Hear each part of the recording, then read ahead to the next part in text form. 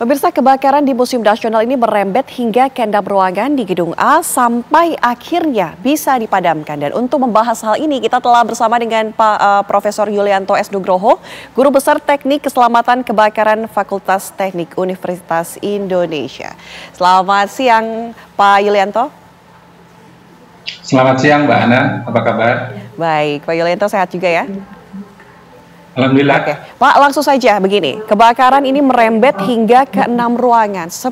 Sebetulnya sistem keamanan atau K3 yang seharusnya dimiliki oleh sebuah museum ini seperti apa untuk mengantisipasi terjadinya hal tersebut?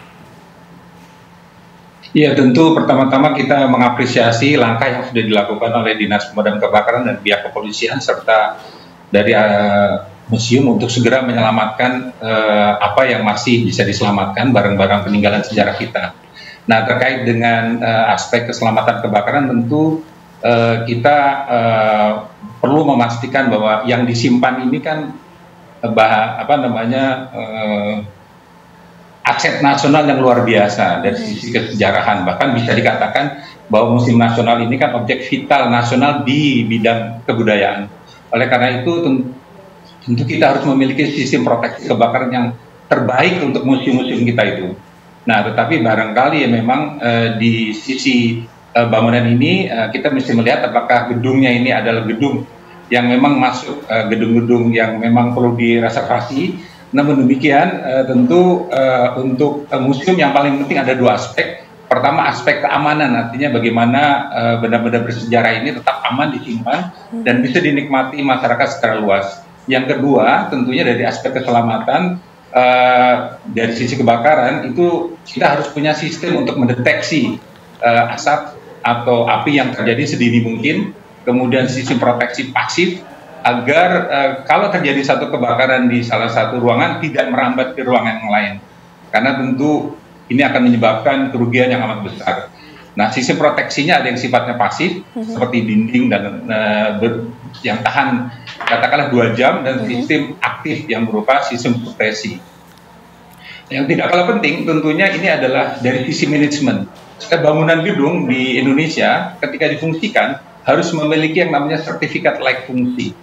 Nah, tentu ini sangat penting kita miliki dan kita pastikan gedung-gedung yang menyimpan barang bersejarah maupun layanan publik ini harus menyimpan, memiliki dokumen-dokumen ini dan pastikan bahwa operasional itu memang telah dipelihara dengan baik. Oke, Pak Yulianto, jika memang benar ini kan masih dugaan ya Pak, kebakaran terjadi karena adanya renovasi atau dipekerjakan oleh bedeng yang digunakan oleh para pekerja begitu, artinya ini ada kelalaian, tidak ada pengawasan, seperti apa sih? Iya, tentu setiap kegiatan, setiap aktivitas dalam keadaan murni sekalipun itu kita harus memiliki sistem yang disebut fire risk assessment atau assessment keselamatan.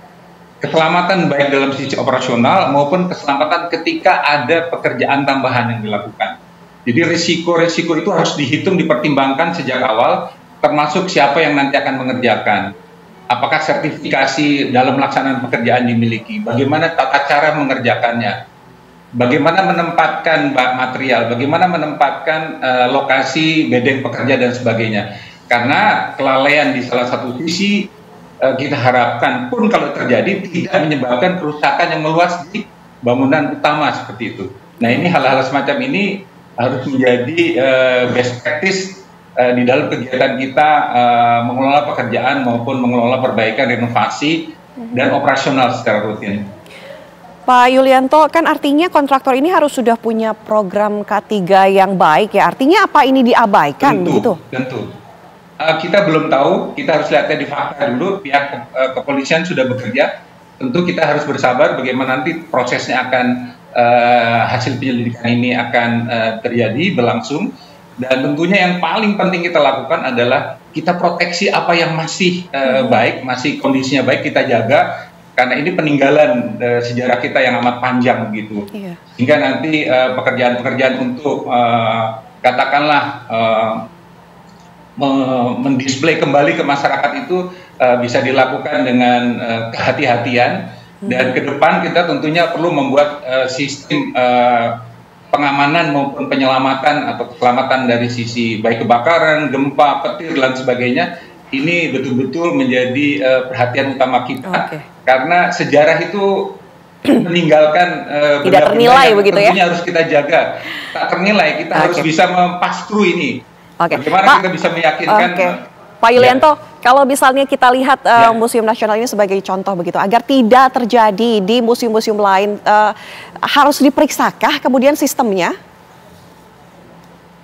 Ya, jadi begini, semua bangunan publik milik pemerintah terutama harus menjadi contoh bahwa bangunan yang memenuhi standar kriteria keselamatan dan sebagainya harus dicontohkan oleh bangunan-bangunan pemerintah gitu. Oleh karena itu kita perlu juga melakukan investasi dalam hal pemeliharaan, peningkatan kondisi, katakanlah kita sebutkan namanya ketangguhan ya, resilience daripada bangunan-bangunan pemerintah, termasuk museum ini selamat dari sekian banyak potensi bahaya yang bisa terjadi. Oke, baik. Pak Yulianto, terima kasih sudah bergabung bersama kami memberikan informasi di Ragam Perkara Siang. Ya. Selamat siang, Pak Yulianto. Selamat pagi.